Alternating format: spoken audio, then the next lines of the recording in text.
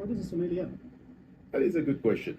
It's a good question in a way that sommelier as a role, sommelier as a profession, is only at its beginning in South Africa. When I say at its beginning, is the first real sommelier only start officiating around the mid 80s. And for a very long time, the profession was not understood for many reasons within the South African context, within the South African culture. Just the South African culture? Mostly the South African culture, yeah, for many reasons.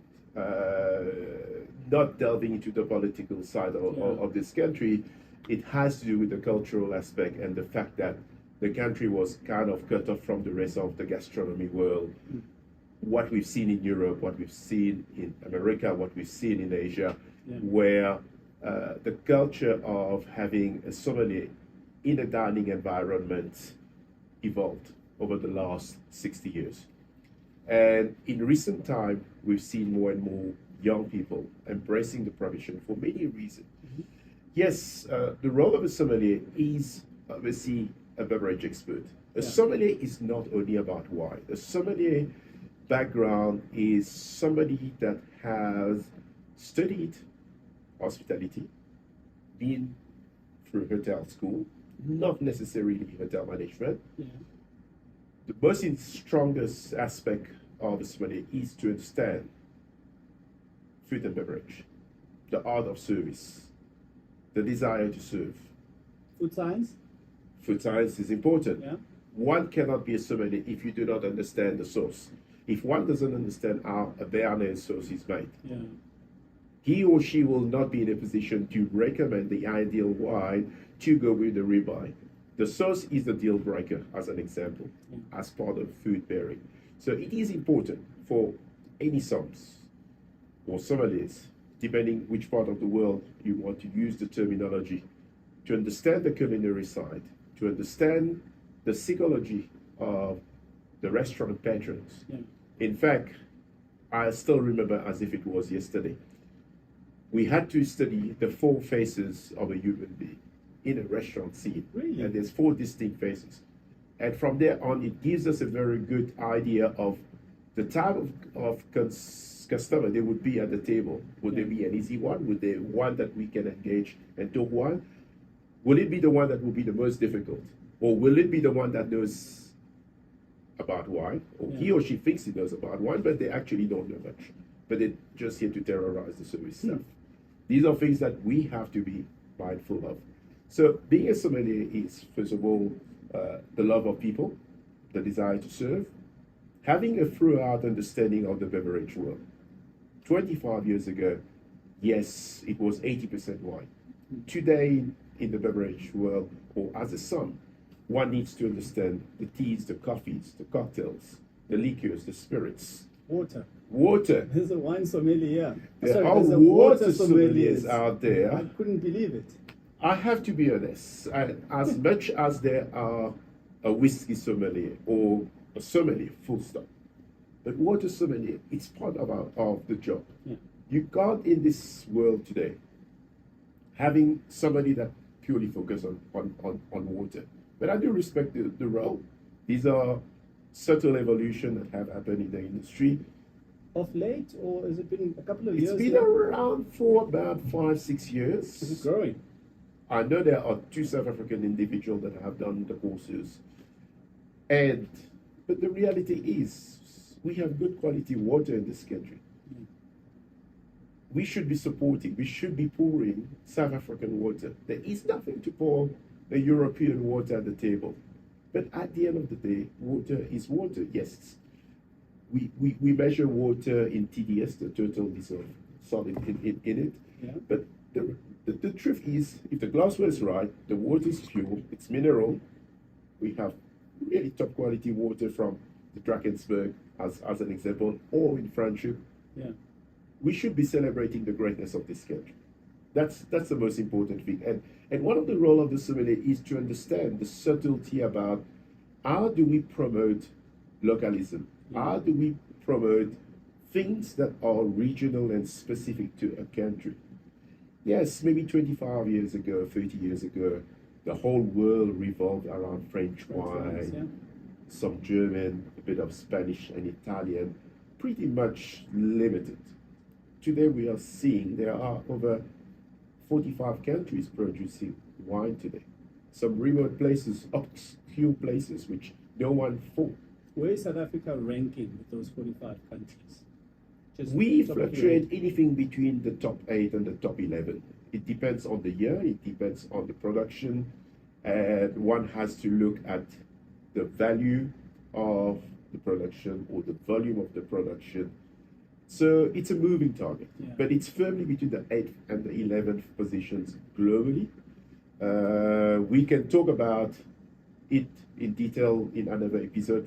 It's an industry in full, what I would refer to, is changing fast. Yeah. It's adapting itself, and it is truly an exciting time to see what's happening in the Cape wine scene.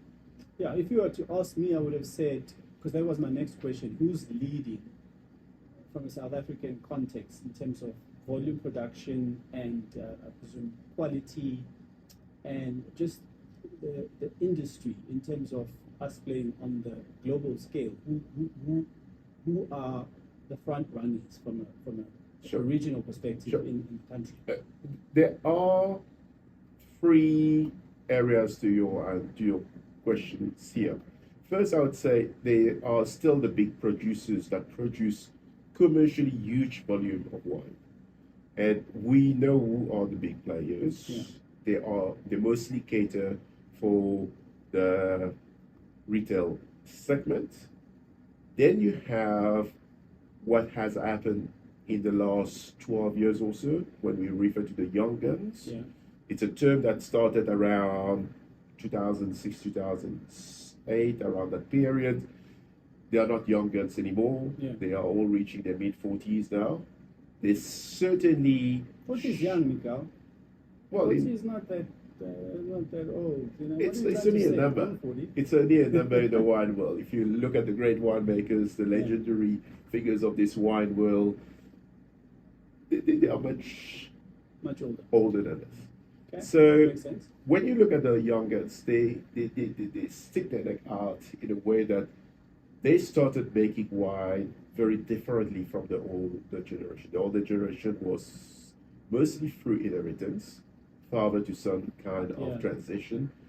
The youngest arrive, they started buying grapes, they don't own vineyard. They went on an expedition, they found old vineyards, neglected old vineyards that was about to be removed. And without their intervention, probably we wouldn't have as much old vines in this country as we would assume it to be. So they started making wine in a very different approach. There are many ways to make wine. There are, I call it the clinical way of making wine, Yeah. which is a profile that you please to a certain market, to a certain consumer at a certain price point. Usually, what I mean by this are wines that are made with yeast that are made in the lab. Then you have the whole natural wine movement, where not only the guys are seeking old pockets of vines or obscure grape variety, but they make wine in a natural way, using yeast that are found on the skin of the grapes itself. They are not adding enzymes, they are not removing alcohol, they are not adding tannin.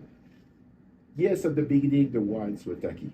The wines were not something that we were accustomed to, but what we've seen of late, especially in the last 5 years or so, the quality of our natural wines, they are on a par with the world's best. They are wines of individuality, they are wines of character. They show a sense of place.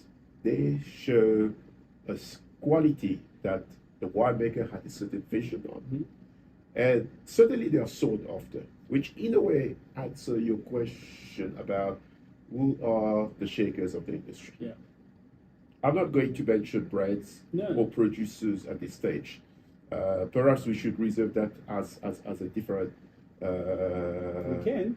I mean, if you can. Of course. where we can talk about, Yeah. let's say, the 15 guys to watch in the industry that will make a wine is exciting, that Yeah. will add value, Yeah, sounds interesting. thank you, Yeah. to so- the dining experience or to the wine experience. So what we see is there's a renewed interest Yeah. into Brett South Africa. Yes, the brand itself is relatively young. We as a country has been producing wine since 1655. It's the oldest in the Southern Hemisphere, but yet it is a young country in a way that we The look at opportunities it. were not there maybe back then? It Is wasn't it a there. historical thing? It is historical. So For let's take the historical challenges that no South African can deny. I presume they possibly have a part to play in the fact that we are a young country in the wine space. However, we've been producing since, you said, That's correct. We've Yeah. been producing since 1655. It's roughly 365 years Yeah. since the country have been crushing the first grapes. But for a long time, the industry was focused on bulk production. And for a very long time, it was controlled by one entity, which was, at the time, which was started by the government in 1910, actually 1918, with KWV. And for a very long time, the cloud of KWV on the industry was to protect the benefit of the grape farmers, but it didn't work out that way. It's actually relegated the country in a backward trend compared to, let's say, Australia, I see. which is in the Southern Hemisphere, which has been innovative in many aspects.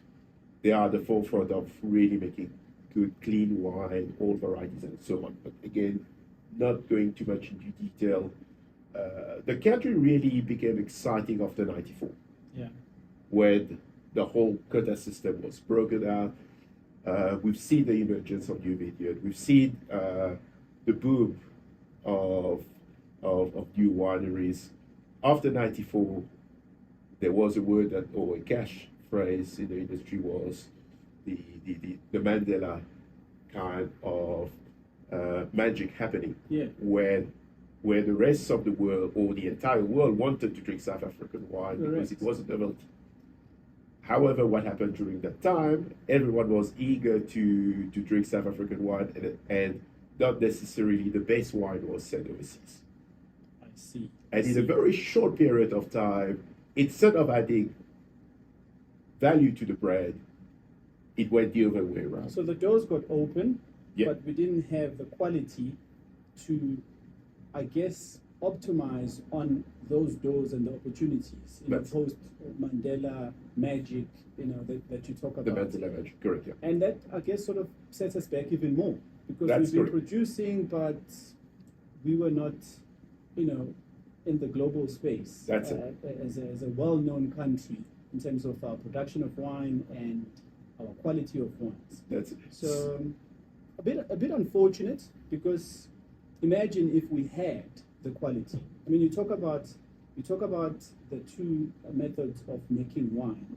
Which one would you say is appealing to the one generation, and which one appeals to the other generation? Because it sounded like with the two methods, you talked about the clinical one Yeah. and the second one, Natural the wine. natural movement. one. It sounded like the natural one movement is more for the older generation, or Actually, more the younger the younger generation. generation. The older generation was brought up, in fact, on those clinical, I would call it respectfully to the bigger brands, So which one would have factory been? made, clinically driven wine. So they were perfect in every aspect of what a wine should be. Which would have helped us in the 1994 era? Maybe? To an extent, what happened after '94? The industry was predominantly built on white grape varieties. There's two reasons. One being there was a big brandy consumption, Yeah. and brandy is predominantly based on white grapes. Yeah. Chenin Blanc, that's why we have so much Correct. Chenin Blanc. Colombo, we have so much Colombo in the Cape. But the world didn't want to drink Chenin Blanc and Colombo back then. They wanted red wine. There was that cusp of the whole world wanted to drink red wine. So there was that rush to start planting red varieties. And The other aspect, which is very complex in the South African industry, has been getting the material, getting the planting material in those days. In those days, there was only one nursery supplying the planting material. In the entire country? Entire country. They were not clean material. They were virus plants. And anyone who have driven around in the Cape around, let's say, March, April, May, the vineyard look quite red. It's not autumn. These are virus vines. It might look pretty, but they were not producing the best quality grape for many reasons. That also we can elaborate on another topic at another time.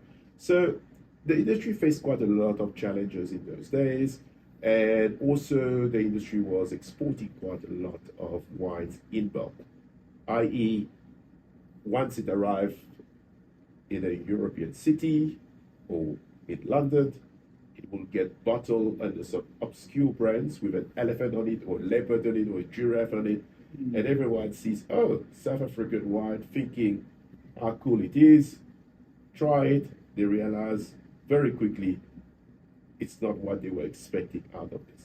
How long did it take for us to get out of that?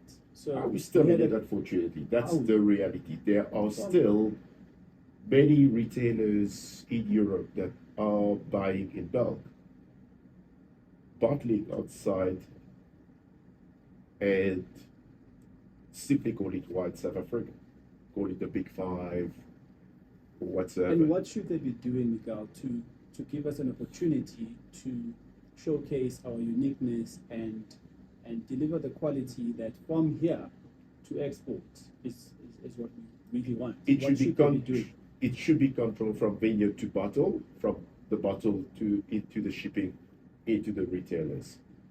There's nothing wrong with bulk, but it should have been labeled better. The consumer should have been made aware. Wine is complex. Not many people understand that a wine has been bottled in bulk, if they don't know. Many people buy wine on prices.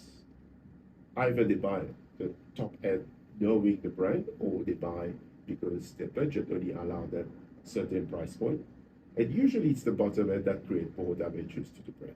So these are things that the industry have tried to fix over the years, and as much as there has been an improvement, there's still a very long way to go.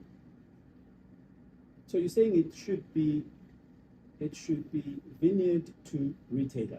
Vineyard to retailer, vineyard to the bottle, the origin. That is something very important.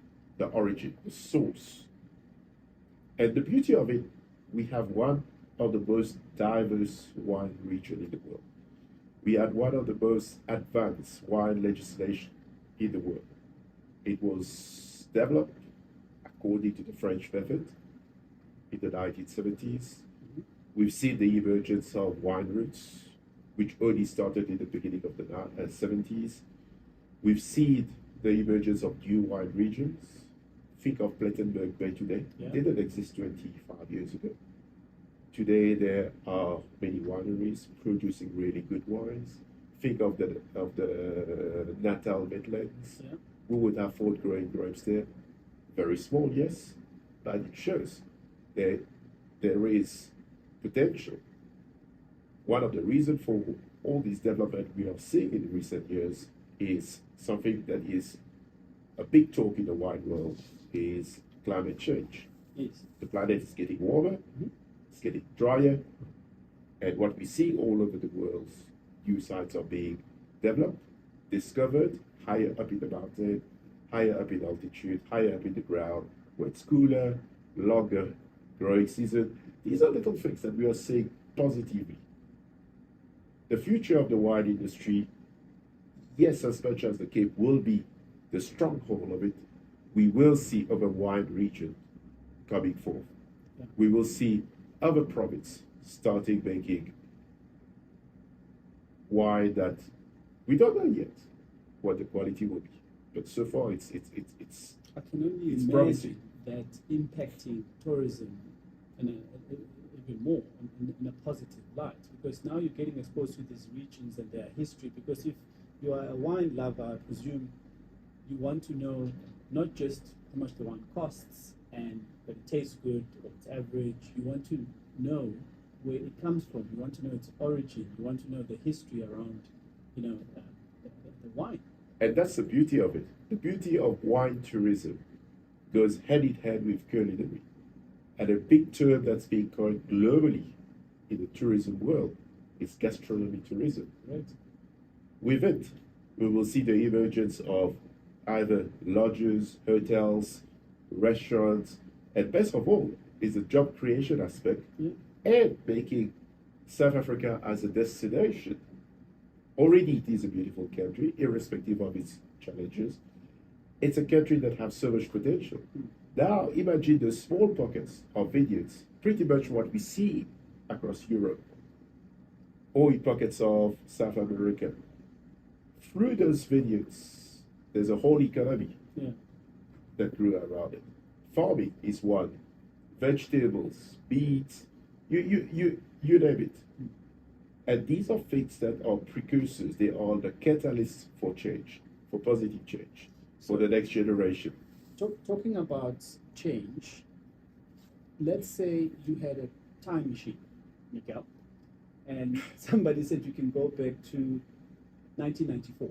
So you had a time machine, you went back, and you were the hotshot of wine in the nation, in South Africa. And you were the guy that can move things, sign things, get things done, make sure that we deliver the quality of wine that we needed to deliver, make sure that we focused on red wine. You're saying that other nations were interested in drinking red wine at the time, and you had all of this power. What would you go back and change in 1994 to make sure that we are right up there with the French wines of the world in terms of their reputation and be where we should be? I love your angle of time machine. And time machine, if it really existed, and if ever there will be a sort of going back to the 94 era and having the limelight, having the Mandela magic, I would say preaching positivity, number one. Number two, having a brand that have ample volume, bottled in South Africa, with the quality that's consistent to some of the big brands of the world, where it would have given the opportunity to wine lovers across the world to discover the greatness of this country. Yes, we make many wines. We make over 8,000 labels in this country. But our great wines, they are made maximum 10,000 bottles, if we are lucky. 10,000 bottles of a great red blend. First is we don't have access to the fruit. The quality vineyards are small. And when you have a limitation on quality fruit to produce volume, it limits not only the listing. Listing can be seen either on a wine list, in a fine dining, specialist wine shop, and other aspect, let's say, a duty-free angle at a major airport. These are things that the country were not ready for.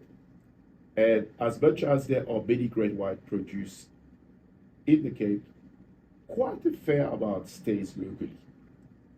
When we look at it, and not many people realize, as much as the area and the vineyard have been reduced consistently over the last 10 years, we're looking at a loss of around 3,000 hectares annually. The vineyard is shrinking. Many reasons for it. One is the need for housing in the Cape. We see farmers selling their lands for development and other aspects. What we are seeing is, and not many people realize, Johannesburg consumes most of those fine wines. It's driven by domestic consumption. I didn't know that. We are the biggest. Johannesburg is the biggest wine market in the world for the Cape. If wine you asked industry. me, I would Bottled have said wine. Western Cape. The Western Cape, even with the 8 or 9 million visitors that goes to Cape Town, with all the consumption combined, does not equal the consumption of what Johannesburg as a province. That is so interesting. I mean, if I think about just the inbound travel in terms of leisure specifically, the itineraries. The itineraries are even designed that I mean, there was a point where the itinerary was mostly Cape Town, and then Kruger, and then Johannesburg. And it's kind of changed over time. I can't remember when it changed, but I think it was more due to the fact that you have a lot of long-haul flights. So travelers are coming in, they don't really have the energy to go and experience the wine experience with jet lag and so forth, which is one of the highlights if you are coming to the destination. So the itinerary started changing. I think the operators, the DMC, and all these travel people, the travel industry said, listen, let's try and encourage a change in this itinerary so that the wine experience and the wine tasting happens on the way back when people have rested and gotten rid of the jet lag, had their one-night transit at one hotel, and then maybe went for their 9-night safaris, and then go for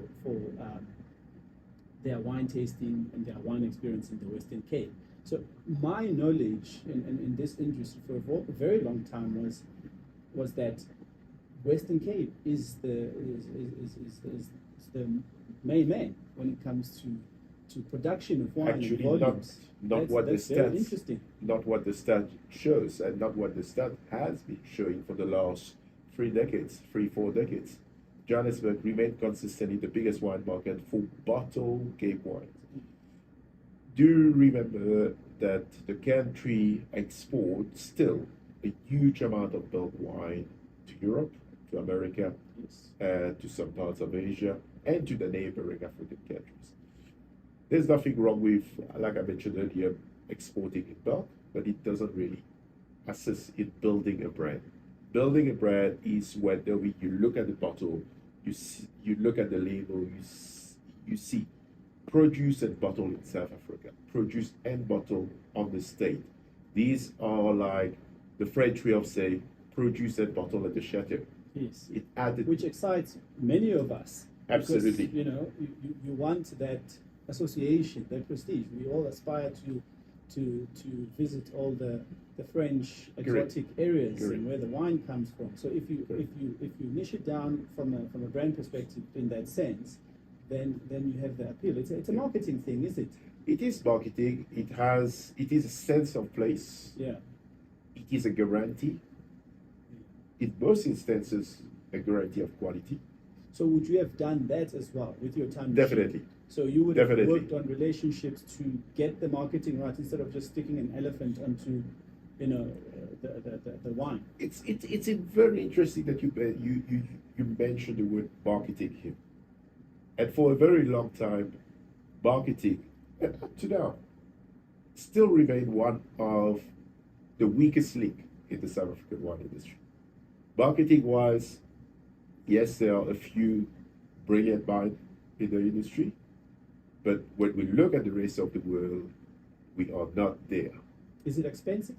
What goes into the marketing to the global Marketing space? is about vision, yeah. especially when it comes to wine. A long-term vision on how to position a brand. Long-term vision how to capture, gain market share. At the end of the day, once a bottle of wine leaves the South African shores, sitting on a container, and let's say it reached London or Paris or Munich for that matter, the job is not over. That bottle of wine now is going to compete with all the other European wine countries, is going to compete against the Californian ones, the Australian ones, the New Zealand ones. Soon we will be talking about Chinese wine, which is the next big threat into the wine world. These are little things that one have to be ahead of the game. Be a visionary, be shrewd in terms of their approach, how to really position brand South Africa. Are you saying threat is in from a market share perspective to the other players in the game, or are you? I mean, I'm assuming you're not saying threat in a negative sense, just with the other players in the game. But is it something that's exciting? China coming into the one. Is that something that you are excited about? I'm excited by any great wines that may come, or either they are produced in a classic region or they are coming from an exciting new region. Is China exciting? For me, yes. And why? Would you say that? I had the privilege not so long ago to taste through quite, what I say quite, it was 21 bottles of wine from China. They are not the cheapest wine in the world. The That quality is so strange. is out of this world. They are small, but the guys are working in such a way that they are ready to take over the emerging region. They never really or historically have a heritage or a story of producing fine wine like Europe. But what they've been doing is they've been using the know-how, the knowledge of the top winemakers of the world. To give you an example, there is every year the Chinese authority will invite 100 winemakers from around the world. Yeah. And everyone thought it's cool to go and spend 6 weeks in China to make wine. But what no one realizes that every time 100 people goes to China, it's 100 years of experience that they are adding to the base in terms of know-how, in terms of quality. Yeah. This is how strategic it is. This is marketing. This is vision. And we are not good at that. Your view. Or we can improve on that. Let me put it We that can way. improve on that. The thing is, we've seen that the new generation of winemakers are exposed to the great wines of the world.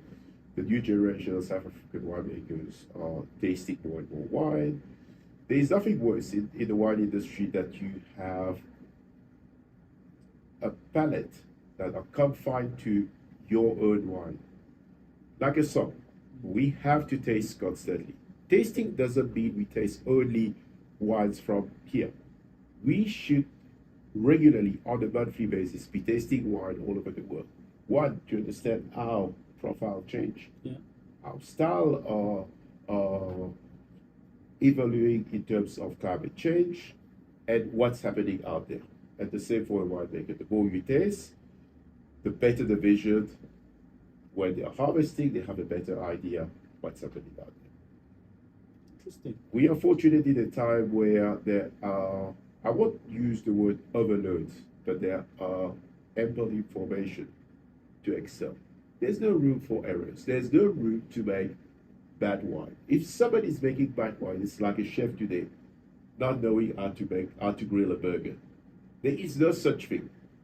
You either get it right or don't. So there's nothing getting in your way to produce good wine in South Africa. There is nothing. It's if one have the will, like we said, if there is a will, there's a way. Simple when it comes to wine. If one wants to be lazy, it's very easy because wine at the end of the day, what is it? It's fermented grape juice. That's the lazy way. But if one wants to make greatness, there's still all the options are open to make really singular wines, either in volumes or either in small quantities, depending the market segment they are targeting. Either they want to sell their wines only to niche restaurant or to specialist wine shop. So the market is big out there. And the beauty of it is we've seen that quest and that drive to produce and to craft excellence. And that's what makes the time exciting for sommelier in this country.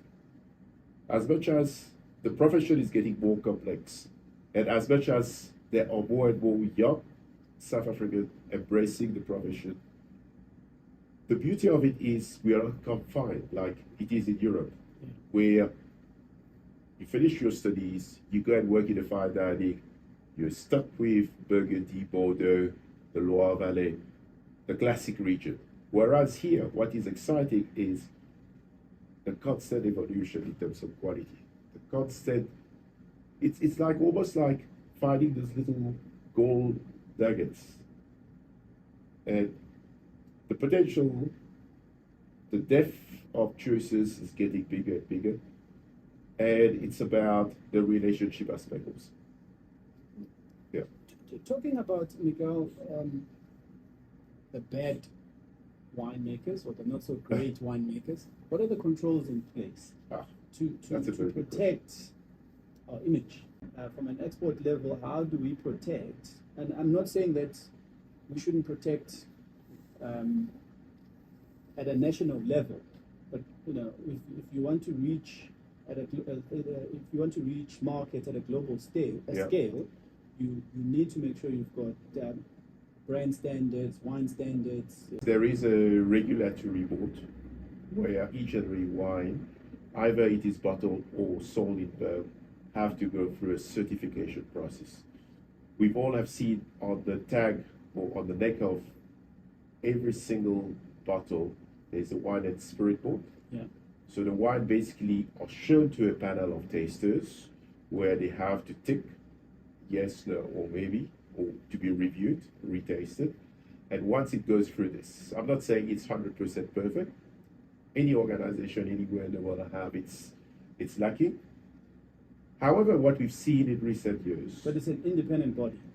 it Or is regulated by the Department of Agriculture that falls through certain division of the wine industry. What we've seen in recent years, there are less the occurrence. There's less and less faulty wines on the market.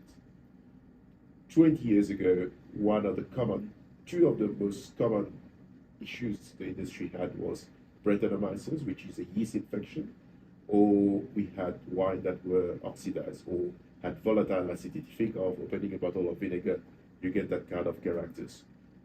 Is that what oxidized is in the wine?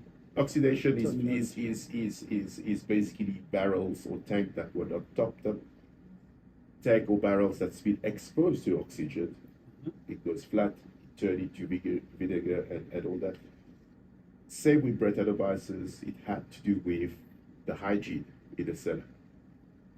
We've seen in recent years the winemakers are far more conscious of how they keep the hygiene into their cellar, how they keep the hygiene into their barrel, how they clean, steam the barrel, make sure it's dry before the wine goes in. Significant improvement here. And this is great. Like any industry, it will never ever be 100% perfect. Yeah. But we are not seeing what we saw 20 years ago. So the industry is highly regulated. There are many wonderful people, experienced people.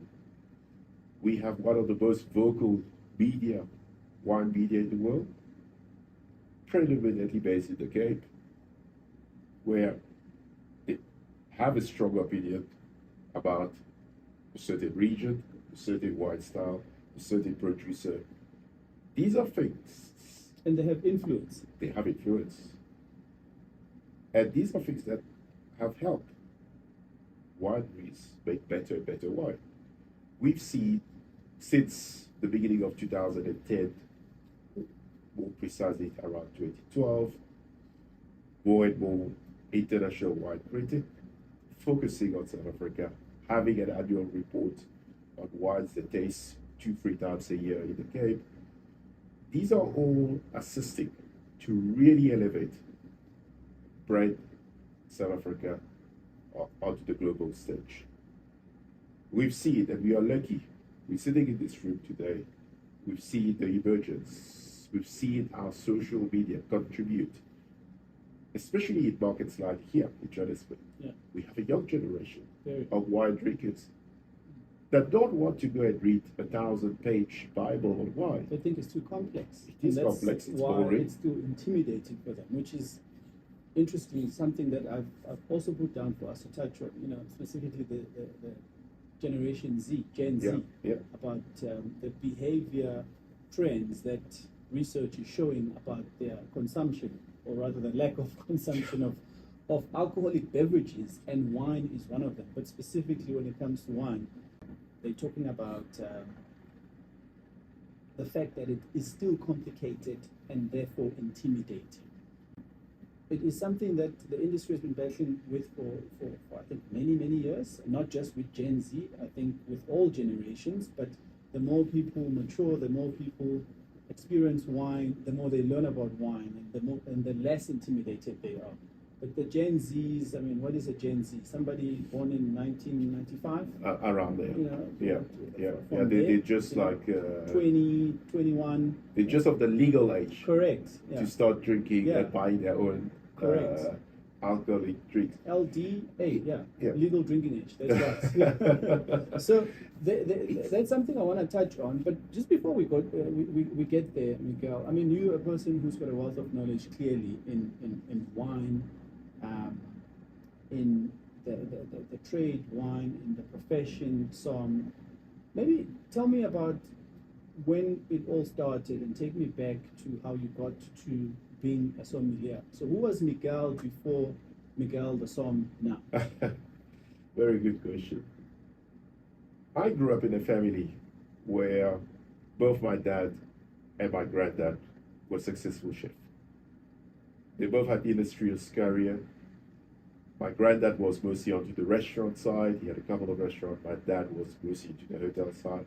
And where was this? In Mauritius. In Mauritius. In the Seychelles. And since I was a kid, as far as I can remember, probably when I started walking, I was around kitchen, around restaurants.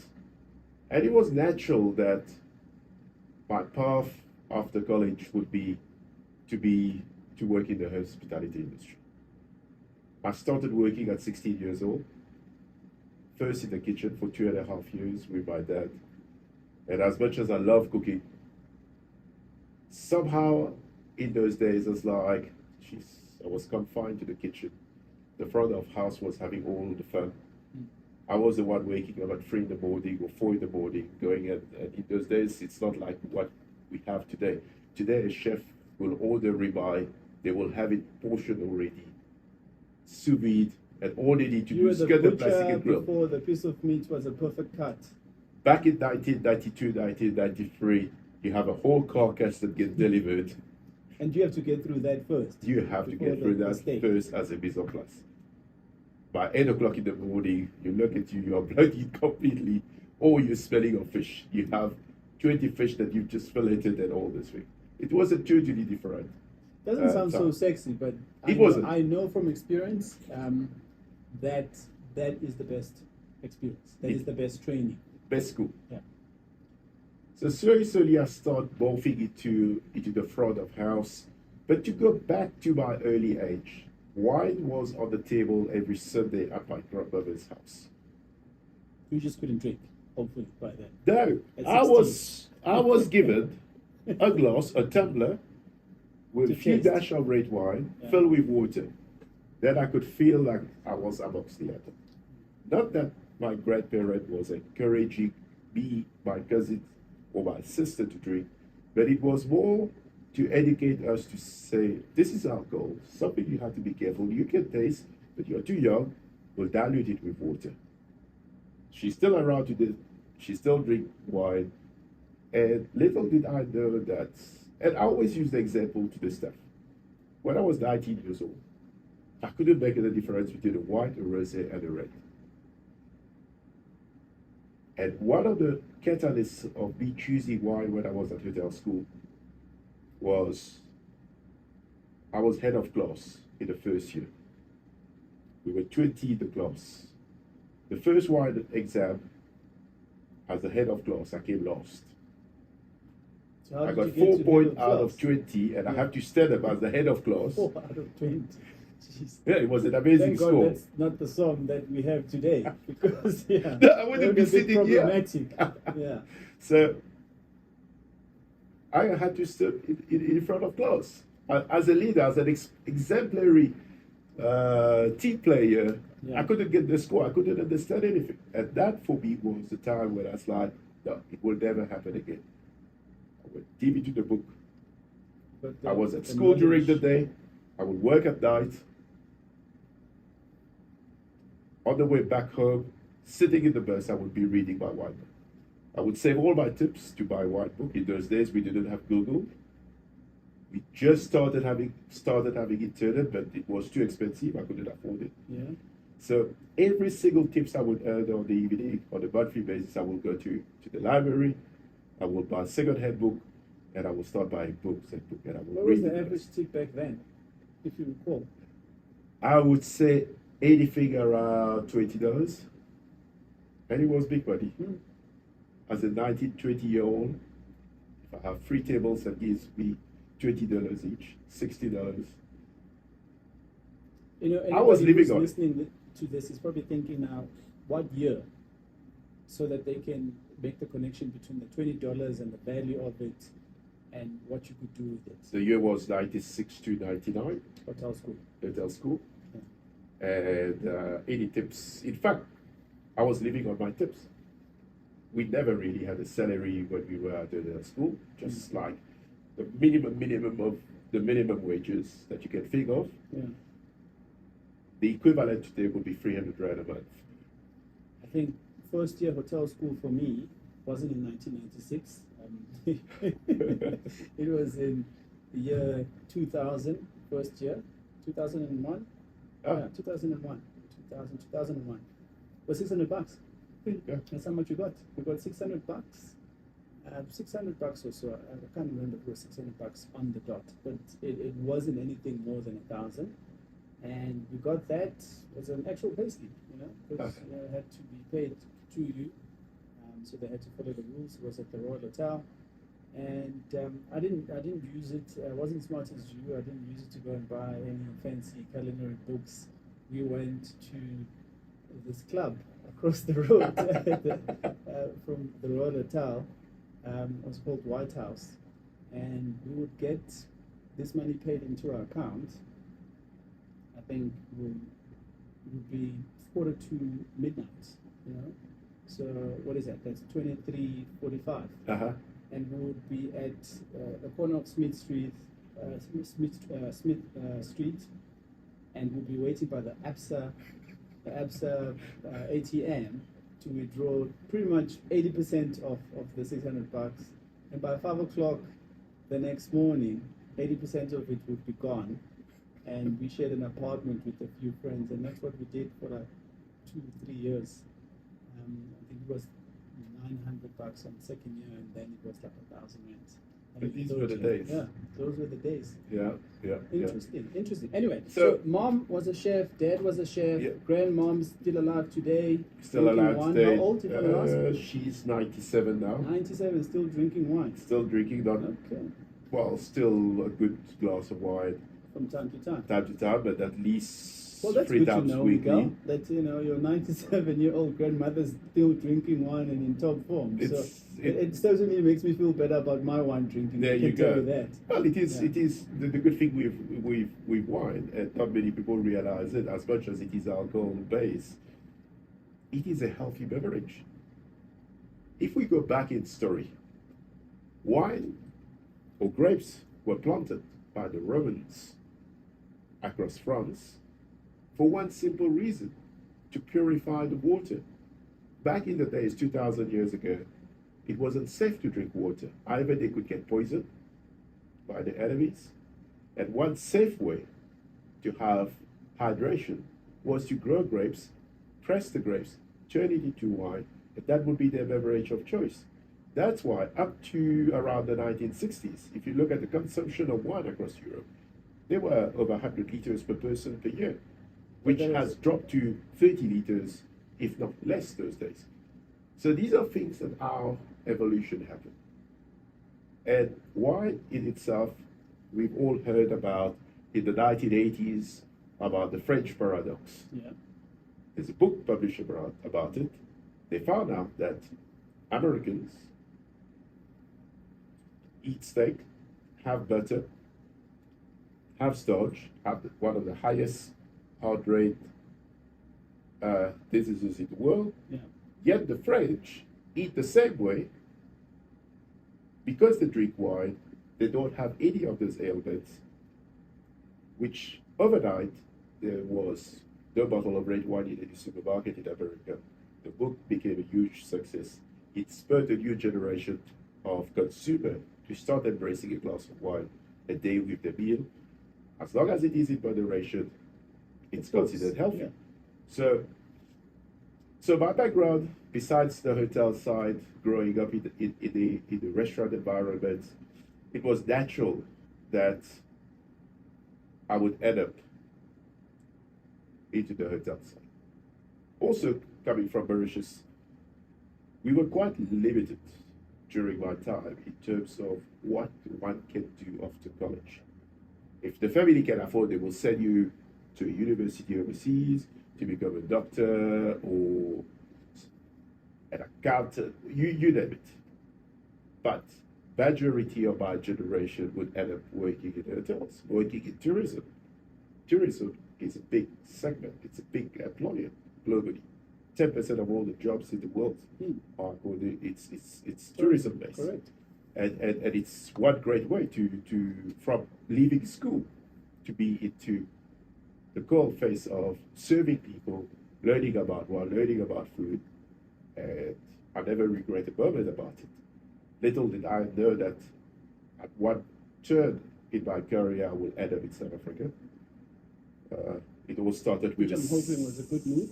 It was in a way that I was offered a 6-month job in Constantia, in the oldest wine region. Yeah. That's where everything started. What was meant to be a 6-month stint, opening a wine bar in a boutique hotel, and the rest is story. Boutique hotel still standing today? The boutique hotel still around, and I was there for nearly 6 years before moving to Johannesburg.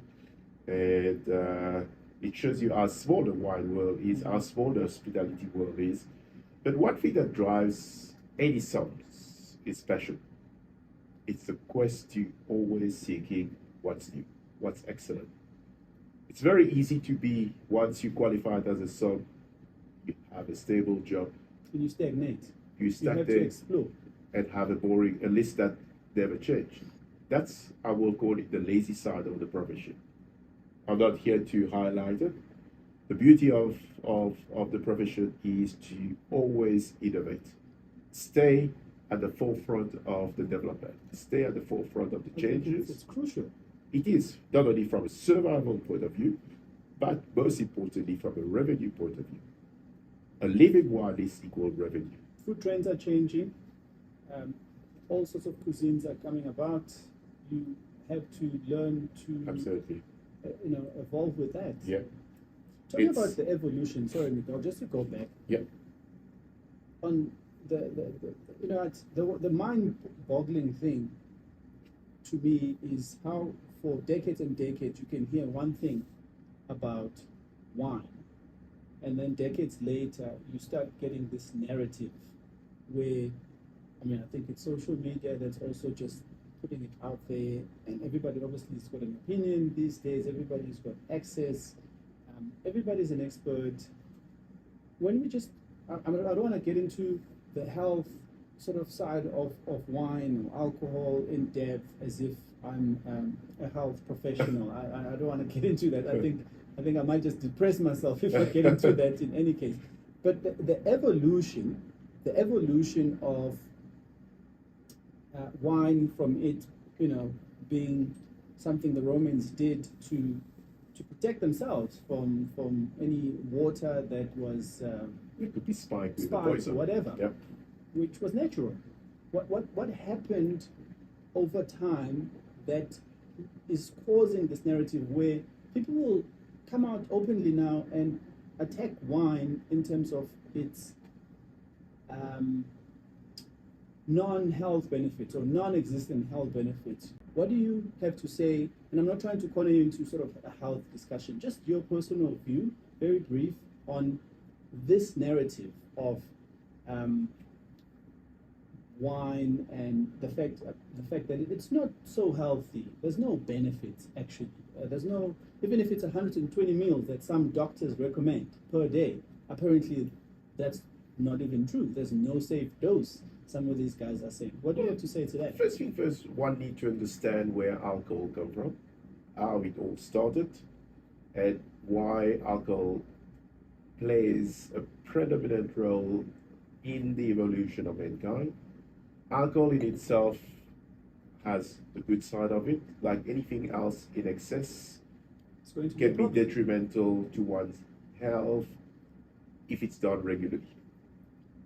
The most important thing about alcohol, and that's where our role as a sommelier, and that's why I would encourage anyone, learn about alcohol, understand where it is in the context of health, but how important culturally it is.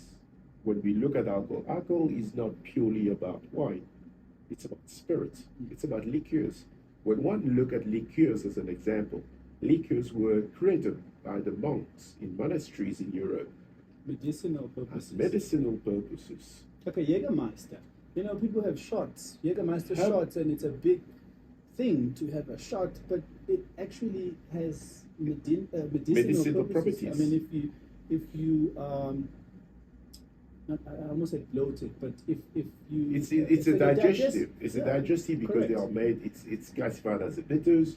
I must So- say, I also learned that not that long ago, a couple of years ago, when I was at Sun City, for example, there was a place called Traders. We used to all go there, stuff because we lived in.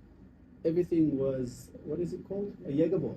Jägerbomb. Yeah, Jägerbomb. we've Red Bull in it. Correct. And I thought it was just a shooter. I Yeah. never for once thought this thing actually, if it's done in moderation, could help me from a medicinal point of view. It's a digestive. So if I have a nice heavy steak that I enjoy, but let's say I have it late at night, and I just want to make sure I sleep and not have this thing sort of keeping me up awake, I can just have a Jägermeister. A That'll little sort me shot out. of it, Yeah. it helps with the sleep, it helps with the digestion. Alcohol in itself, if one understands alcohol, and there's a beautiful story behind each and every bottle. I'm not talking purely of wine here. Yeah. I'm talking of each and every single spirit. It's either they are purely the product of somebody making a big mistake, or somebody have studied the health benefit of the herbs, the bulbs. If we look at red wine, it's good for the heart, for the arteries, blood circulation, all these things. It's about the education. And we as some, it's very important. We learn all those characteristics so that we can relay those, the positivity side, which I mentioned way back when you were talking about the time machine and all that. It's about how do we play safe? And yes, the new generation of the Gen Z are moving away from virtually every single kind of alcohol. In fact, what we are seeing globally into the dining scene are menus being paired with beverages The that non-alcoholic. are non-alcoholic. Herbal teas, alcohol-free beer. Yeah. This research study, this article that came out, and it's actually one of your some peers on LinkedIn that shared it. I found it insightful, and then I picked it up and I read it quickly as you know, I was on my way here to have a chat with you. Says that they are more likely to prefer, more so than alcoholic beverages, soft drinks. And the ones that do look at or consider drinking any type of alcoholic beverage or wine in particular don't necessarily do it or choose it based on the environment or sustainability. It's none of those things are the factors. They choose based on accessibility.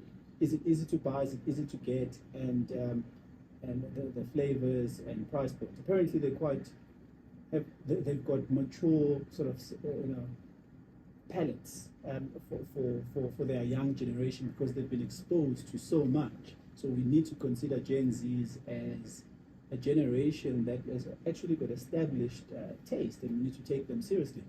But I found that very interesting that I thought they're moving away from drinking alcoholic beverages because of the sustainability part, of the organic concerns, and maybe even the health, narratives that are out there that it actually does not have any health benefits. Wine doesn't have any health benefits. There's no safe dose of alcohol, these guys are saying. I thought it was all of those things. But the study is saying it's not that. It's just more the fact that it's complicated, it's intimidating. Make them taste more, include them more, invite them more is what the research is saying. Yeah. Would you agree with that? I do. In a way that, as a subject, wine and beverages in itself can be intimidating. And this goes back to wine writing 30 years ago, where there were only a handful of powerful people that would write about wine. And they have such a strong opinion that people were scared to actually confront them.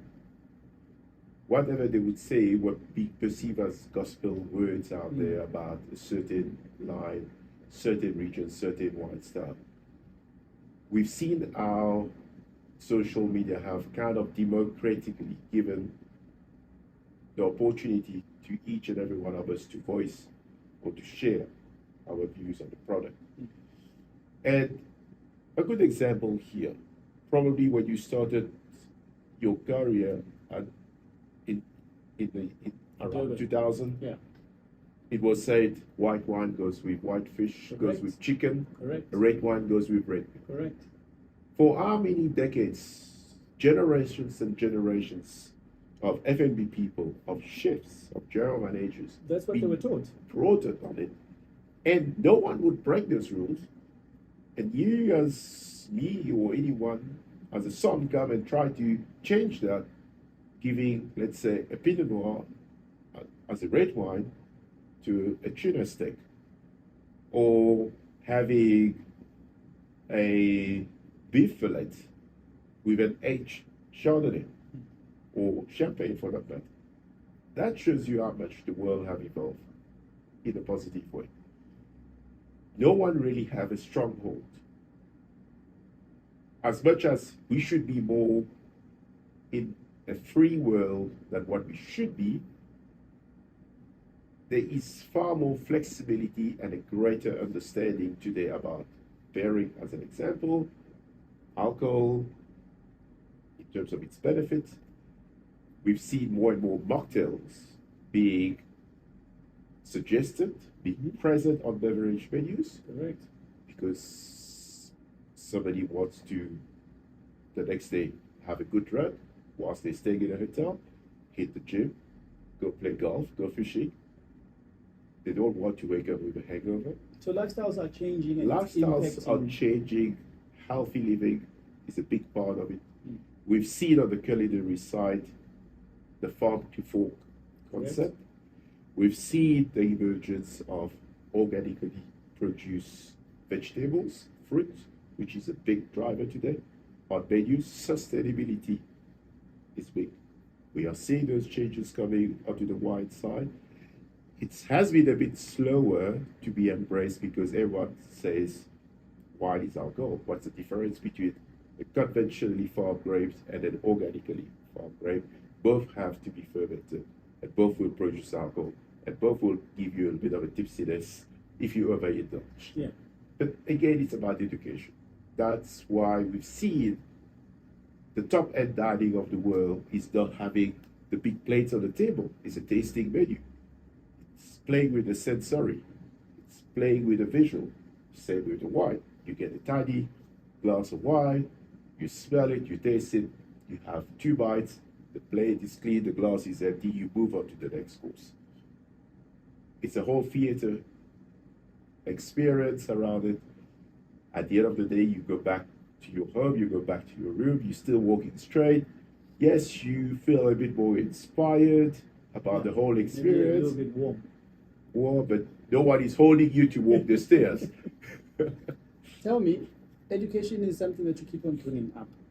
Would you recommend, if it was possible, for every restaurateur, entrepreneur, hotel operator to have a song? Yes, if there's a will. Yes, if they have the resources. The education side of things. First of all, what are the different types of songs? We know there's one that is more dominant on the wine side, but yeah. We talked about the water sommelier. I mean, a whiskey. You have whiskey songs out there. You have coffee sommelier. Coffee sommelier. A major coffee brand based in Switzerland. Can you be an all-in-one song? Yes, you can be all-in-one. In fact, the curriculum covers every single beverages in proportion relative to where he or she needs to practice.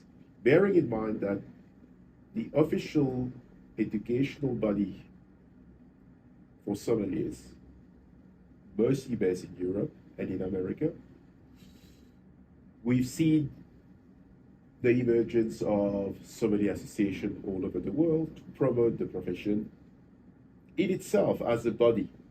we're not as old as the chef.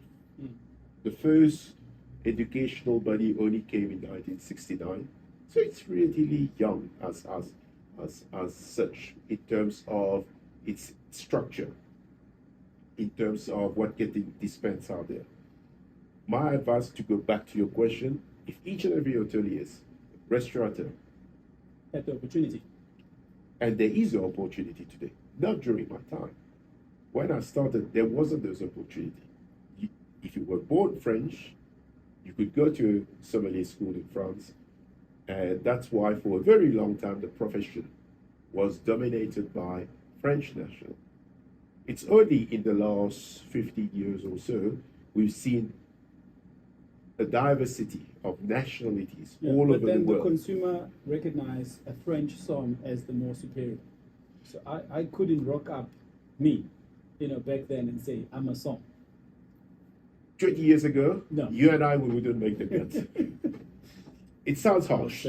No, but it's true. I know. I mean, today, we have an eclectic, diverse, multiple personality, background, culture of sommeliers around the world. Best hotel, best restaurant, best bars. It shows you how much it has changed. And it has changed for the good. Yeah. We are seeing more and more lady sommeliers on the floor. And the profession itself, as much as it may seem as being a stuffy one like what we've seen back in the days, where somebody walked with a long apron, with a bow tie, big belly. They're different these days, a bit more suave. There's something about relaxed, no ties, no bow ties. Do they train you on how to pose in some school? Because I've seen some of your colleagues, maybe not so much you, but there's this pose with the wine, and when they take pictures as well. The handling of wine, I'm sure, is part of the training. Absolutely. But just the way they dress and the way they present themselves, there's a lot of similarities. Physically, it's about, if you look good, you're good in your body, you're active, you're healthy, you present yourself well, you talk well, you're knowledgeable, you'll be selling. You can sell us to the Eskimo. Most important thing about the somm, irrespective of all the knowledge, is about revenue. It's about selling. It's about having items on the wine list. Not only catering for the clientele, but items on the list where when he or she is not around, the wine should be selling by itself. Yes, you will have a category of wine which one can call, let's say, alternative or hand sell, fine. But 85% of the wine list, if tomorrow I'm not well, that wine list should be able to perform. That wine list should be able to bring in revenue for the company, and that wine list is about moving the stock. Back in the days, wine lists were built on ego. Wine lists were built on the personal taste of the sommeliers. That's why back in the days, you would walk into a job, you would see a cellar full of unsellable wine. Today, it's more strategic, understanding the customer's wants, understanding the food that the chef are cooking, understanding, most importantly, especially in a country like South Africa, the demographic, supporting the business, understand what are being shared on social media, work, play with brands that are active, that make themselves feel sexy, appealing, that when you have a specific bottle of wine on your table, everyone look around and say, wow, it might not be a top-end first craft Bordeaux or Burgundy or a top-end champagne, but something where everyone say, hey, they know what they are drinking. Talking about client profile, demographics, and all of those things, quick question. Do you think there is a missed opportunity when it comes to the black consumer? A black young man, a black young woman. Is there an opportunity with the black consumer to entice them into wine drinking? There's two ways to answer your question. Definitely, there are a massive opportunity out there for the young black consumer to embrace wine as a drink of choice when going out or at home, entertaining with a group of friends. In fact, we are seeing more and more young black consumer drinking wine, top-end wines. So very good wine. Yeah. The reason why it never happened 5-10 years ago, we all know the past of this country. We all know how the industry in itself is one of the least transformed in many aspects. Correct. In that way, the industry never spoke to the black market to such an extent that they've spoken to the other market. It created a big gap. That's where social media came in. Still today, there are massive opportunities to engage better with the African market. There's a massive opportunity to have the base that can support the wine industry. And it's not necessarily about the cheap entry level wines. We're talking of top quality, premium, wines. Serious brand. The market have the buying power. Correct. The market are educated. The market are seen in the trendy places. It's about the marketers engaging with the market. Earlier during our conversation, I mentioned one of the weaknesses of the industry is marketing. All the marketers assuming one consumer or defining a certain or have a profiling on the consumer. And 9 out of 10 they are wrong.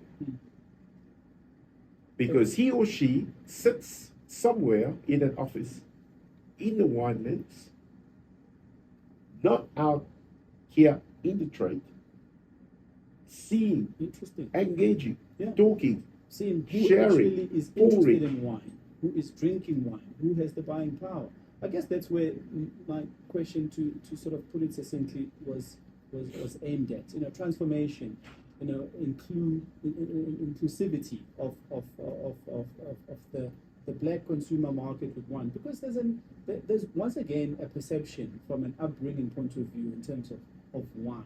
What are you drinking? If you're going to drink from where I come from, you are going to have a beer, or maybe a brandy, or maybe a whiskey, or some traditional beer. I mean, we all grew up with our grandparents, most of us, and that was the way to go.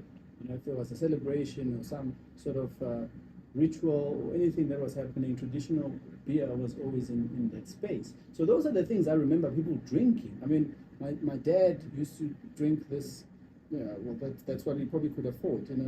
What do you call this? I don't know how many meals, probably 450 meals of Mellowwood. It's a brandy. It's a Mellowwood brandy. Yeah. That's what I remember. Yeah. I never saw him, and he worked in a hotel, by the way, but I never saw him drinking wine. So, also, you have to look at how wine was distributed back in the days. Yeah. Wine, you would see it in certain supermarket. We didn't have that much wine shop back then. Still today there is. We don't have enough wine shop like it is in Europe. So wine was not being seen amongst other beverages, other alcoholic beverages. And because of the intimidating aspect, not understanding wine, we've seen how if you want to introduce wine to anyone that doesn't understand wine, give them a sweet wine, give them a semi-sweet wine. We all started with a sweeter palate. As we understand wine, it's human nature.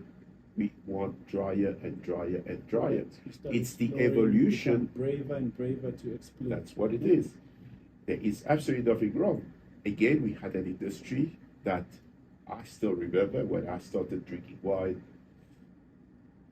That's a brand I can mention. It was a Portuguese rosé, Mateus rosé. Has probably 10 teaspoons of sugar in it. When I was young, I didn't know anything. It's still the same today. Anybody who's not affluent in the wine drinking, I mean, I'm not going to name brands because, I'm guided by you. You like to talk about brands. So we're not promoting brands today. We're just talking. But there's a particular rosé that you will see in any township. It's in a 1 liter gathering. bottle. It's in a 1 liter bottle, and that's what you see. There's a wedding, that's what you see. We won't mention the name, but I think you and I I know exactly what you're referring to, and the contribution of this brand to the African market and the evolution is what we are seeing today. The refinement of the market, where it was 10 years ago, have shifted into red wine drinking, because red wine is technically drier than the sweet rosé that we know what it is all about. And these are all part of evolution of the human palate. And you can have more than one glass if you. That's what it is. Yeah. Well, it's low in alcohol. It's about Right. 8% alcohol. You only feel it the next day after you drank 3 bottles of it. It is the reality of it. But the truth is, what we need in this country are more strategic marketing and gauging it to the language. One is about, we are having this conversation in English, we're talking and covering many bases. Wine in itself, because of the term, are super intimidating. If somebody can relate to wine in their own language and appreciate the glass and not having to delve into vocabulary that doesn't make sense, at the end of the day, it is a beverage. When we have a beer, or when we have a gin and tonic, we don't ask where the lemon or the juniper or the berries or the herbs and the coriander come from. When we have beer, we don't ask where the hops come from. No. We drink it because it tastes good. Wine should be yummy. Full stop. White, red, rosé, But sparkle. it has complicated itself, or the wine industry has made it complicating that people want to know these things, or they feel that they need to know these things for them to then make a choice on a bottle of wine. It's a heritage of the drink, of the product as a category. It was written in such a way 30 years ago, which cater for a segment Correct. of the population, of a certain salary grade, and of a certain status in society. But winemakers, producers today are still doing it. And why are they not changing, realizing what we just talked about? You know, other markets that have got the buying power, that want something a bit more simpler and not complex and not intimidating. Generations that are saying, listen, we are willing to explore, but this thing is complicated.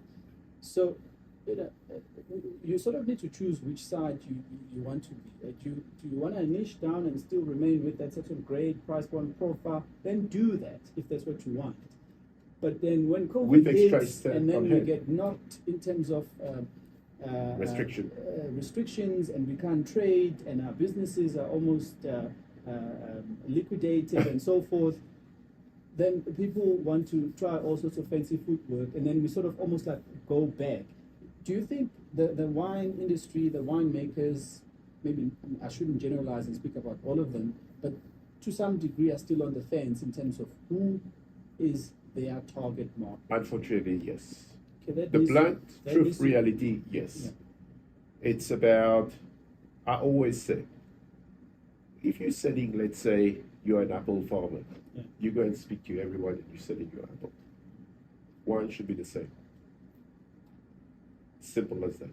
The descriptions on the wine menus, Miguel, are they helping or are they not helping? It's outdated. A wine list with a description, it's pompous, it does not have, it intimidates people. No one wants to sit at the dinner table where you go out with your wife, you want to treat her to a beautiful dinner, and now you're sitting and looking at a wine list with description that you don't understand. By the time you reach page 4 or 5, you're more confused about what wine to choose. Well, that's why I always WhatsApp you. Probably she's looking at you grumpy, saying, you're not looking at me, you're looking at the wine list. Exactly why I can't always, make a call. As a hotelier, I would sometimes get these menus and decide, you know what, I can't do this. I take a picture and I send it to you and you like, okay, order this, order that. I can't always do that. I'm privileged that I've got you as a friend and I can do that. But again, if I use the example of an apple, you're not going to, when you go into supermarket, you say, oh no, I only eat Royal Gala red apple because the other red apple, I want green or red. So the Fuji one is green or red. Yeah. Apple is apple, wine is wine. Simplify it. My message to any operator hoteliers, general manager, food and beverage manager, Yeah. restaurateurs, aspiring sommeliers. Simplify, keep it simple. Make the wine list friendly. If they're not sure, you can classify it according to style. Light, medium bodied, full bodied. Wooded, unwooded. 5 categories, done. Sparkling wine, champagne, if it's demi-sec or semi-sweet, have a little word next to it. Semi-sweet, full stop. Don't need to go and tell there's 60% of Chardonnay, 30% of Pinot Noir, 12% of reserve wine. 60% of the market in this country. It's sad that one has to leave the city, go into restaurants on the outskirts. We've seen there has been virtually zero evolution in terms of how a wine is get presented. Yeah. You still have 4 lines of description, which at times does not even make sense. It's not conducive to have an idea of what the wine will taste, because those description are copy paste from some marketers' idea of how they describe the wine, which the same marketers are not talking to the consumer and thinking he or she, because they have a wine degree, can write it in such a way because they have to do the checklist and complete the job. It's not helping wine consumption. It is not. Do you think the new restaurants are getting it? There's restaurants popping out everywhere in Johannesburg, in Cape Town. There's restaurants popping up in Dunkeld here. There's restaurants popping up in Rosebank. I've seen them. They don't have the big chunky folders, so that's one thing they're not doing. They have got more wines by the glass. Do you think they are getting it? They are getting it in terms of simplification, but still, we are at the beginning of the changes. These changes should have been around 10 years ago, 15 years ago. Are we in the right direction? Yes. We are slow, but at least we are in the direction of the changes. This will help the new generation of young African, young Black consumer to start embracing wine. I'll use a good example, glassware. Somebody that's fancy about wine, or so-called expert, yes, the minimum is a good quality glassware. But there are many parts of Europe you're given a tumbler to drink a glass of red wine or wine. Why can't we embrace the same in this country, or a stemless glass? It's happening, but at a very slow rate. You have pockets of this group of people, these younger generations, even millennials, that are embracing things like that. Thank you. You know? Champagne. Tumblers and so forth. Champagne Bubbles. apparently should not be in a flute. It should be in a wine glass. It should be in a wine glass. Simple as Something that. I also realized not so long ago. So you know? it's only people like yourself through your interviews, and I'm more than happy to contribute. And there are other industry leaders out there. There are other really good songs out there that can spread the word. Guys, let's make the wine appreciation fun. Let's take away all the stuffiness. Yes, one need to study if they want to pass the exam. That's for us to worry. But we shouldn't take our years, hours, sleepless night, and try to give it to the consumer at the table. They're not here for that. They are here for a good time. They are here to make their life easier. Don't go and preach to them about how this wine was made. Is it good? They're happy? Job done. That's exactly what the Gen Zs, once again, back to this article that I read today, is saying. You know, they want people to up their game in terms of quality and flavors, you know, and that's what they want, really. They don't want the whole long, boring story, and that's what's intimidating them. And, you know, it is a lifestyle. It is. You know, and it's a lifestyle that I enjoy. It's a lifestyle that I know you enjoy. You don't have a choice. You have to, you know, it's part of your job. But I think it's still very much shutting the door to a whole group of people. Absolutely. And those are the things that I hope change over time. Yeah. I think before we check out, just to wind down, a few simple questions that I think a regular person would enjoy hearing from a top sommelier like you, Miguel. What are the typical myths around wine that you that you find funny and interesting? First and foremost, room temperature. Yeah. Room temperature does not apply to South Africa. Room temperature is a coin or term that comes straight from Europe because the room temperature was at 16 degrees Celsius because of the climate. Wine was kept in the basement. Many houses in Europe have a basement. Storage, that's where wine was kept. The wine was at the right temperature. When you say to somebody, a young South African, to drink their red wine at room temperature, that's why they don't like the wine, because it's too warm. Yes. If you are given a beer that's warm, you will never have a beer again in your life. You said it's the most horrible drink. Drink it at the right temperature. What is the right temperature? Keep your wine in your fridge. Red wine. Red wine in your fridge. You will see the difference. Drink 80 red wine chill. 9 months of the year we are warm in this country. 10 months of the year we are Don't warm. put ice in it, but chill it. Chill it. Make ice cube out of wine. That way it does not dilute your wine. You can still add the ice cube, which is made out of wine. So take the wine, put it in Open your the bottle, little open. ice rack, Yeah. or Freeze stuff it it in overnight. the freezer. Take, Use it, add it to your glass. why haven't you told me these things? There we go. I mean, You can Miguel, start I thought tonight. Seriously, that's the first thing I'm going to tell my wife to do. I think she'll be quite That's excited one. about that. Secondly, preconceived idea about wines. Box wine. Box Not wine superior at all. are not inferior than a bottle of wine. We have quality box wine. In fact, since the pandemic, the consumption of box wine in retail have gone up to 46%. But that is because people perceived it to be cheaper, and people Not during necessarily COVID anymore. were wanting cheaper options of things. Not necessarily No? anymore, where you see major wineries with good reputation, consistently good quality wine. Either it's a top Sauvignon Blanc, a very good Chardonnay, Yeah. a good Merlot, a good Shiraz, being available in a 2-liter box, in a 3-liter box. They are not cheaper.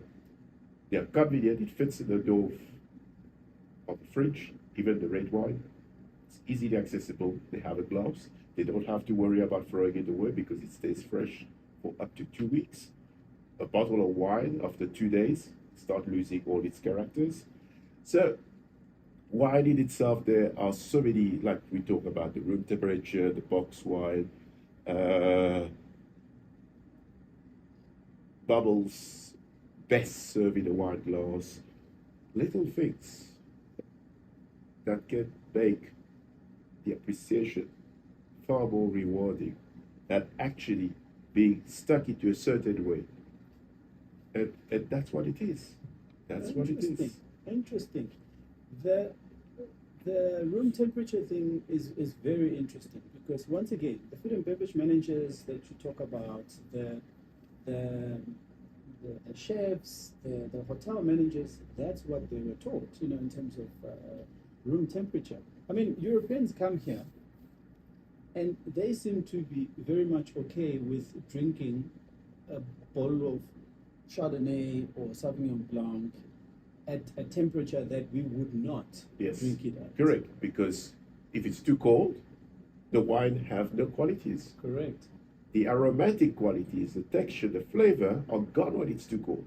It is something that South Africans generally drink their white wine way too cold. Correct. It's crisp, it's refreshing, but there's no pleasure. Wine is about pleasure. Wine is about discovering the nuances, the subtlety, the finesse, the everything that the winemaker intended, or the site or the region gives. Yet we are masking all of this because of temperature from a white wine. And when it comes to red, if it's too warm, and most of the time, 99% of the red wine served in this country are way too warm. You have one glass, it's like, So you've totally dry. debunked the room temperature theory. However, I'm sure there's still quite a balance. If I take a nice glass of Sauvignon Blanc, if it is too warm, fair enough. I'm not going to drink it. So you need to strike that balance, but still enjoy the flavors and not kill the wine. Absolutely. Yeah. And either way, temperatures will kill the wine. Either it's too warm or it's too cold, it will shut So down. there's a balance. There's a balance. Okay. No, So it's not you the can topic. put a bottle of red wine in the fridge and it will be just fine. my advice would be, as soon as you buy your bottle of wine from the supermarket, you get home, you put it together in the fridge with your fresh produce. What about letting the wine breathe? Yeah.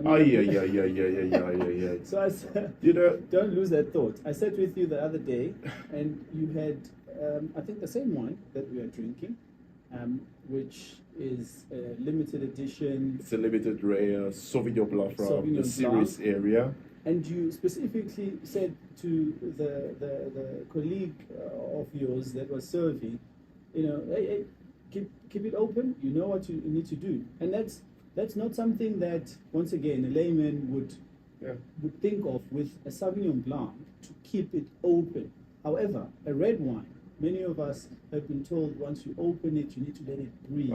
So tell me about that, from answering once again the same question about wine as a product is a natural product. It's a living product. It constantly changes in the bottle, in the glass, and it needs oxygen. Oxygen in the first hour or two, it's the friend of the wine, or maybe in the first day, it's a friend of the wine. Longer than that, that's when we use the term oxidation. It loses all its fruit, all its qualities, because it goes flat. So leaving a wine open is to, basically what I mean by this is to aerate the wine. You need the oxygen element to release the esters, the aromatics. But most importantly is, how do you enjoy your wine?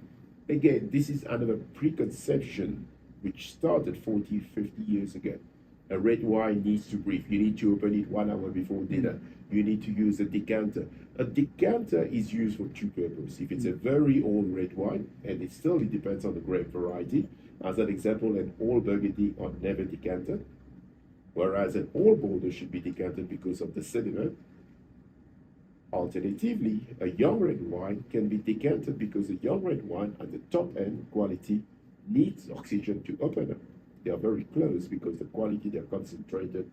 They are made in a reductive style. Reductive means made in a style with very little oxygen. Wine are made today to be enjoyable when the cork is pulled out or the screw cap twist off. When you open a bottle of wine with cork, you don't put the cork back on the bottle whilst you're at the dinner table. The cork goes away. The same applies with a screw cap. We see so many people, so many service staff, they open something with a screw cap, they put it back after pouring a glass at the table. Now the poor consumer is drinking, talking, grab the bottle, thinking they're filling their glass, the bottle is sealed. An embarrassment at the table. Doof, nothing come out. They shouldn't be pouring their own. They shouldn't be pouring their own, but that's another thing. Attention to detail. Eyes for detail. Anticipate the guest need. Interesting. That's the role of a good sommelier. A role of a good sommelier is, yes, to sell, to upsell, but from a distance, he or she should know when to top up and when not to top up. You can top up a white wine slowly. The temperatures can stay fresh, cool in the glass. But a red wine also. It's one of the most amazing experiences when a sommelier or any wine server is anticipating that timing, and it's just perfect. It's one of the things that I think creates for an exceptional dining experience. And I've experienced it, and you miss it when you are not getting it. That's it. It's almost like a science. It is what we call it a sleek delivery on the floor. How do you read the table? How do you read the customer's need? How do you read? Some people go out to have a good time. That you will know right from the beginning, from the bottle that they choose. You know you're going to sell 3-4 good bottle of wine. Some, like many people today, they are constrained. They still want to go out, but they don't splurge. They have one bottle, that's it. And one also are responsible about drinking and driving, unless they're using, e-hailing service. So these are things that one needs to really understand and always be one step ahead, anticipating the need of the clients, without being seen as pushy, without being seen as intruding into their privacy of the discussion at the table, or trying to sell or force them to drink. You just see the bottle pouring, or you just see your glass topped up again. That's it. How does a good sommelier pick up if a customer is not enjoying the wine? Or how should the clients sip the wine, and how long they are holding the glass of wine. If you see a glass of wine, they've ordered a bottle, you pour the glass to the level it should be, which is roughly about 1/3 of a glass. Yeah. And they are eating, but they're not drinking it. These are certain red flags one needs to then approach in a very subtle way, trying to find out what could be wrong. The role of a sommelier, as much as it is to upsell, is to build the trust with the diners. Once you build the trust, they will come back tomorrow, they would say, I'm not looking at the wine list. You choose. I'm having a ribeye, wife is having a salmon. Find a middle ground. Get a wine that will go with a fish and a red meat. A good sommelier will find that wine. Second last question, because I'm mindful of your time. I think I've taken way too much than I should have, but you are such an interesting person to chat to in general, let alone when I'm talking about your profession. It's even more exciting, so please forgive me. Not at all. I still need to be very respectful. So there's two last questions. I think one, just to wrap up the myths, what is the story about opening a bottle of sparkling wine and then sticking a spoon in there to preserve? Whoever came up with such an oddity of putting a teaspoon or a spoon in a bottle of beer, in a bottle of sparkling wine, it has been scientifically proven it does not prevent the loss of gas. What should you do instead? Drink it. Okay. You open it, you finish the bottle. If you can't finish it, invest in a champagne a lot of people stopper. that don't have a problem with that. But if you get distracted and you don't obviously have your bottle go to waste. Unless the bottle is a bad bottle, then you don't finish it. But a good bottle of bubbles shouldn't last. No stopper, no spoon, none of that stuff. Yeah, it costs nothing to invest in a good stopper. A good stopper will set you back around 300 rand. But with the stopper, will I still have the same quality wine, whatever is left, sparkling wine? If it's consumed within the next day. If it's consumed within 24 hours, yes. Anything longer than 24 Even hours. with the stopper, yes, can forget it. You will start losing. Unless today we have the technology. And here I can mention a brand because it's the only one in the world. Yeah. It's called a Corava, which is a dispenser using a surgical needle that goes through the cork. It extracts the right amount of wine that you want to drink, and it seals the entire bottle with argon gas, and that bottle can be kept for up to 2 years, and you can have your full glass over a 2-year period. It's costly. It's about 3,000-4,000 rand. South African products. Doesn't sound like a American How do you spell the product. name? Corava, Coravin. Uh-huh. And it was created by a surgeon, realizing that the needle used in surgery could be used to extract wine out of the bottle, out through the cork, preserving the wine at the same time. And any wine lover should invest in it, have one at their home, especially when they don't want to finish a bottle, but also if they want to taste multiple bottles of wine without spoiling the wine. It's a fascinating invention which came around 2015, around the time, about 8 years ago. So this is a surgeon? Yeah. Somebody who should have already been making good money, probably making even more money now. It was fantastic. You are seeing it all over the world now. All the top 5 dining places have it. The last question, it's now summer. We have a thing that we do in restaurants and hotels, which is change our menus according to the season. But how much of a change should the wine menu change according to the season? Very good question. Does it matter? Of course. A wine list so what should I be drinking now in this lighter red heat? Lighter red. Yeah. Lighter red wine. Light white. Lots of bubbles in summer.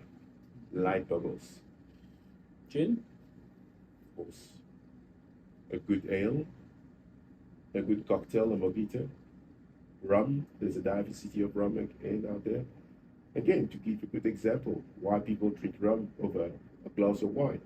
We all know rum is made from sugarcane. Do we bother if it comes from Mauritius, Radiant, Martinique, or Barbados? It's a rum in a glass with crushed mint leaves, crushed lime, lots of ice, super refreshing, happy days. We should make wine the same. A wine list should evolve with the season. More red wine at the beginning of autumn, because starting to get fresh. People want something more heartwarming to drink. Lighter wine as we get into spring. Summer, should be all about drinkability. Mm-hmm. There's Drinkability on both ends. So what if I want a red wine now? I will give you something as beautiful as a Grenache Noir, Yeah. something like a Gamay, or light skin variety. Remember, in the wine world, we have over 12,000 grape varieties. Hundreds are grown commercially. 30 of them are the superstars. It's about understanding what is a light skin, what is a thick skin, what is a dark colored grape, what is a light colored grape. And each of these will give a distinct style of wine. But I guess if we've debunked the whole room temperature myth, it kind of helps Also, the opportunities you have. Indeed. You can as well have Summer or winter. Have a full-bodied Cabernet Sauvignon right now, Yeah. if it's at the right temperature. It's all about the temperature. Interesting. That's Can what we it have is. more of these conversations? Of course.